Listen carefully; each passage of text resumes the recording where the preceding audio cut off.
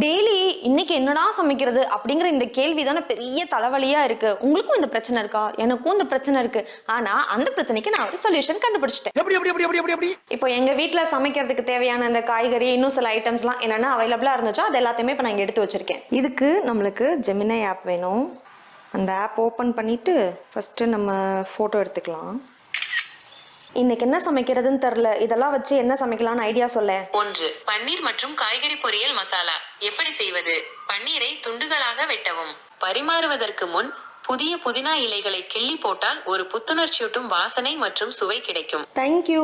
இதெல்லாம் நீயே வந்து எனக்கு சமைச்சு கொடுக்க முடியுமா ப்ளீஸ்? மூக்கு புடப்பா இருந்தா சில நேரத்துல இப்படி எல்லாம் யோசிக்க தோணும். நான் ஒரு பெரிய மொழி மாதிரி என்பதால் எனக்கு உடல் இல்லை. எனவே உங்களது இருப்பிடத்திற்கு வந்து சமைத்து தர முடியாது.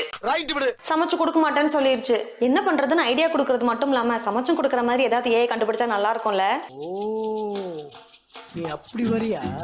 இதே மாதிரி உங்க ஃப்ரிட்ஜுக்குள்ள இருக்க பொருட்களை அப்படியே போட்டோ எடுத்து நீங்க அனுப்புனீங்கனாலும் என்ன சமைக்கிறது நம்மளுக்கு ஐடியா கொடுத்தது. இப்போ போட்டோஸ்லாம் எடுத்து அனுப்புறோமே ஏஐல, இது சேஃபா இருக்குமா அப்படின்னு ஒரு கேள்வி வரும். ஆக்சுவலா கூகுள் என்ன சொல்றாங்கன்னா, நாங்க இதை வந்து ஒரு இம்ப்ரூவ்மெண்ட் பர்பஸ்க்காக சேவ் பண்ணி வச்சிருப்போம். பட் அஃப்கோர்ஸ் நம்மளோட டேட்டா அவங்களுக்கு போகுது.